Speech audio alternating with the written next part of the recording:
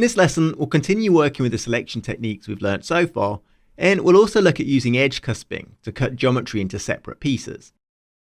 So we've modelled the overall form, but it currently still looks like one single continuous piece of material.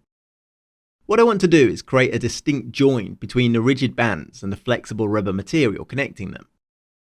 So the first thing I want to do is create a small rebate to the inside edges of each of the rigid sections where they're connected to the flexible rubber parts. And I'll do that by extruding these rubber parts in the opposite direction to the surface normals. So I'll turn off viewport subdivision, and I'll switch to shaded wireframe mode. And now I already have the select tool active, and I'm currently selecting primitives. So I'll hit Shift R to revert to the cut selection of the poly bevel node, and I'll first grow this selection by one increment using Shift G. And now I'll shrink this new selection by a single increment using Shift S, and that leaves me with all the rigid parts selected. To select the rubber parts, I can just invert this selection using Ctrl I. Now I'll bring up the radial menu, and I'll swipe through to the poly extrude node, and now I can just click and drag to extrude these primitives backwards along their normal vector. I'll enable viewport subdivision using Shift equals so that we can see how this is looking, and I can continue dragging in the viewport to adjust this if I need to. Now I want to assign some materials to this hose, and I've already created a material network here.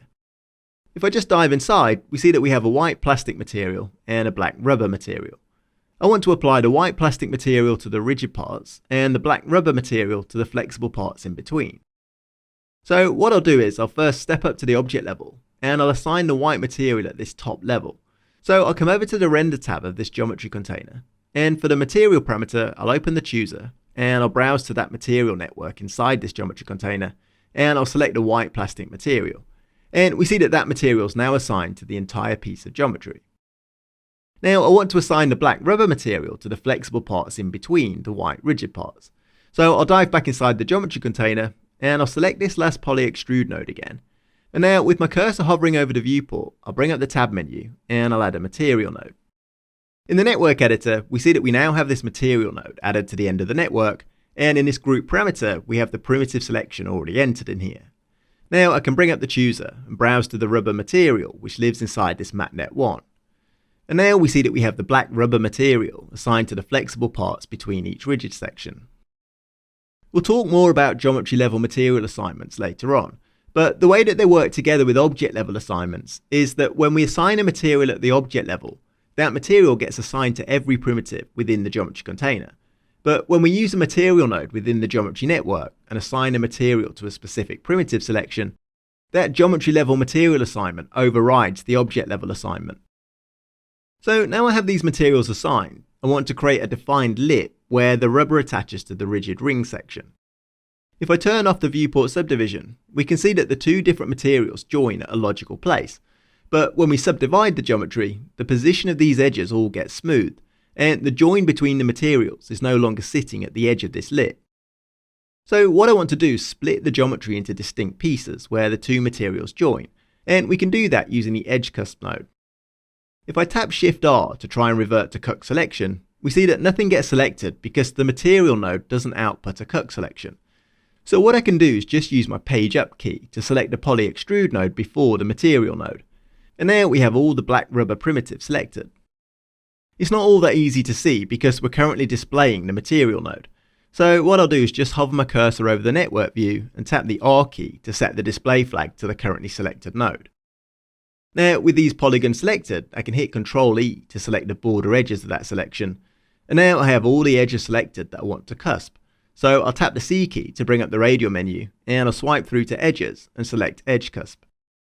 If I display the material node again, we see that we now have a distinct hard edge in the geometry where the two materials join. The way that edge cusp works is that it cuts the geometry into separate pieces along the selected edges. If I just quickly drop down an exploded view node to the end of this network, that pushes the individual pieces of the geometry away from each other, and we can clearly see that the hose is made up of individual pieces which are separated at the point where the different materials join. If I bypass the edge cusp node, we can see that the exploded view node no longer has any effect on the hose because it's now a single piece of connected geometry again. If I enable the edge cusp node again, we see that the individual pieces get pushed apart again. I'll just delete this exploded view node, and I think we can call this done. Before we wrap this lesson up, I'll just show you that if we want to increase the level of viewport subdivisions, then we can easily do that by bringing up the display options.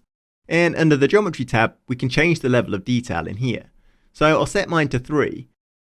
And there we're seeing a higher resolution, smoother result, because the geometry's been smoothed to 3 subdivision levels. So over these last couple of lessons, we've added some hard surface detail to this hose.